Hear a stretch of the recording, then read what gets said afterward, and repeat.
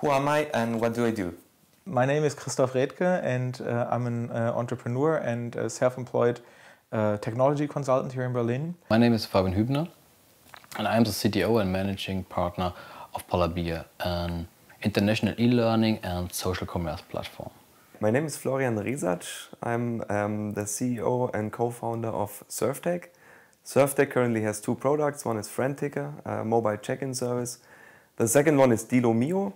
Dilo Mio is a mobile app that shows offers around you. I'm José Matías del Pino, CEO of Ondango, an online shopping solution that helps brands to sell their products directly on their Facebook pages. Hello, my name is Philip Eibach. I'm the founder and CEO of WowFM. And WowFM is a mobile music service for an app for your smartphone that allows you to listen to your music and broadcast it at the same time. Okay, my name is Regine and my business partner Boris and I founded a company called Nelo in January this year.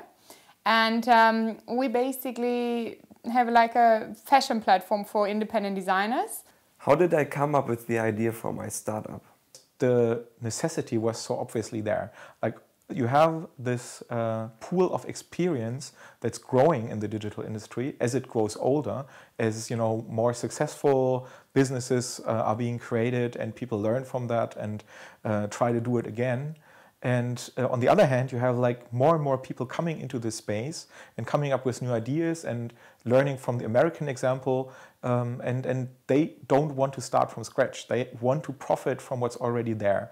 There's existing a huge potential of people which want to learn foreign languages. And most of these people are online currently. So the question was, why do not we combine these two interests together?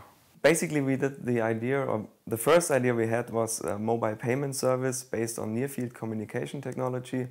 And we tried to solve the problem that payments inherently have, that you need coins, you need different types of payments, and we wanted to facilitate the kind of payment. We failed with this first idea because it was too complex to actually distribute it in the market. We were too small, we didn't have enough money for that.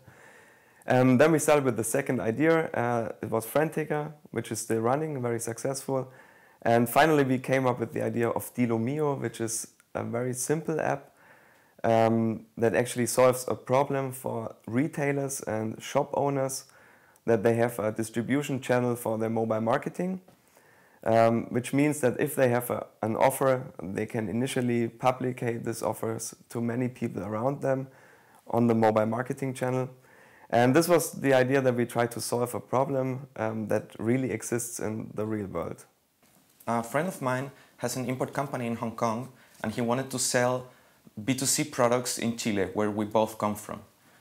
We knew that Facebook's penetration in Chile was among the highest in the world, so we thought it would be a good idea to try to sell his products directly on Facebook.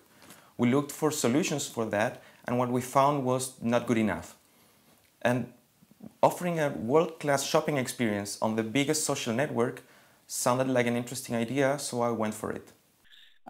Basically, it has been while sitting in the subway and wondering what people around me are listening to on their headphones. I mean, you see so many people walking around with big headphones, small headphones, yellow ones, black ones, white ones, green ones, and everybody's listening to some kind of music. Everybody's listening to a unique style of music. And so there's been this idea, let us look for something that allows people to listen to music together on the go, and let us discover the music of people around us. And so we've been searching for a way to do this, and after a long prototyping phase and trying to find a way to get this legal and to get the rights cleared, we finally came up with WowFM. I was in Bangladesh actually at the time working for the Grameen Bank. With microfinancing, and this is when I realized that all the smaller designers have actually no opportunity of producing in countries like Bangladesh.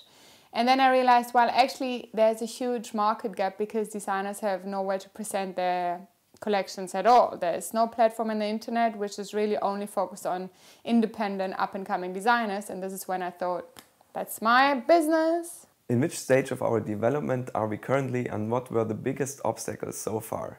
We've been working on Ondango for several months now. developing the product and trying to understand the customer needs. Tonight, actually, we're launching our product officially and announcing our first financing round, which we closed last month. We have today more than 60 customers, mostly fashion and music labels and online commerce retailers. We haven't encountered that many obstacles yet, but in general, we would have wished that everything goes faster. Getting funding faster, getting the team together faster. Everything is always a little bit slower than I would like to. The biggest obstacles for us has mainly been the technical solution plus the licensing, so to say the legal solution. So we've been searching for a way to really make this scalable, getting a feasible technical solution that is usable not only in a small range but bigger range that works across countries, across frontiers, and at the same time finding a licensing solution that makes the whole model legal. You know, it's always, in Europe, it's like, okay, you start in one country and then you have to slowly develop into other markets as well. But we are approached from designers all over Europe, so we realized that there's a huge demand for our platform Europe-wide. And how can I explain that? There's a missing link which helps us basically get into all the other markets really quickly and really easily. Obstacles so far were, to find money and investors and also experienced employees, especially programmers. Having the challenge to scale a product, especially if you focus on one market only, is very difficult in the area of mobile apps that we are in. So right now we changed that and we don't only focus on Germany, now we focus on Europe. And there will be different obstacles in terms of how we get legal entities in different countries, how we make term sheets that work for different countries, how we do joint ventures in different countries, and how we scale the business across borders in Europe. Which things are most strongly required in the startup industry today? I think we need faster and less bureaucratic access to early stage funding and to networks of mentors and potential business partners. Access to public funding and consulting around public funding. We are convinced there are a lot of money in public funding, but there are no easy way to get this. And process around public funding must be more quicker. As in startup, you have only certain time to get ready to the market, and 6 months can be already too late. In general, it must be more quicker, more easier and more transparent. And the most important point from my point of view is staffing. So you need a good team, you need good people in order to build good products. So this is definitely the most important. So far, as of now, there's local markets. Germany is a very strong local market and Berlin obviously is a hub. But it's kind of a pity that there's so little access and so little connections to the talent that may be in Portugal or in Spain.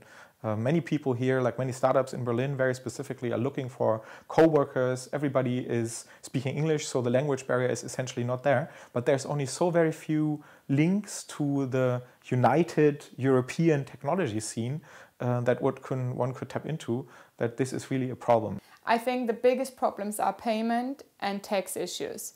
So we have buyers from all over Europe, and we always have the problem with, is there VAT included, is there no VAT included? When we write bills, invoices to our designers, you know, do we put VAT, do we not pay VAT? Then the other problem is, and this is actually another big problem, that a lot of designers are so small that they don't have a UID number. Is that an international term? So they don't have a UID number, and then, you know, what do you do? Do they have to pay VAT? Do they not have to pay VAT? And all these kind of issues are huge issues. What does not work that way is really like bursting onto the market with a big idea and really making the market with a startup. Just as many Silicon Valley companies are doing, because from the start they have the money to not only develop the product, but also to place it, to maybe buy other companies from other countries in order to grow. So that is simply not here. Which prerequisites have to be accomplished in Europe to facilitate the foundation, growth and internationalization of new enterprises? If you actually apply for a grant from the EU, I think getting the money has too many ties to it. So you have to fulfill a lot of things that you, like every month you need to bring your report This is all fair and true, and you need that to monitor the activities of the startup. But if you do that, it's too difficult for the startup to actually have all the administrative setup, because if you're a startup, you don't have that. It takes a long time to set up all the tax stuff, to set up all the contracts, and you need this prior to actually do the grant from the EU. So I think this is, for us, it's not an option right now. It has to be much more easy to get the grants, and if you get them, you need to get rid of this 50% share, because it makes no sense. In my opinion, Europe should provide wider trade standards, standards for online payments, for taxes, for logistics, a legal framework that is the same in whole Europe. I also think that the European Union should make things a lot easier to skilled immigrants that want to work in Europe, especially engineers, programmers, and scientists. From my point of view, or coming from the problems we had with Wawa, this is definitely a more uniformed licensing approach when it comes to music licensing or content licensing in general. So that makes it way more easier to offer a new media service, not only in one European country, but across Europe, so pan-European licensing. Something that I've been thinking about for a long time, something that's really lacking and that could be really furthered by European institutions, is to build an event, maybe even 2 events per year, something like a fair for the creative industry, for the European creative industry right here in Berlin. I've seen that working before.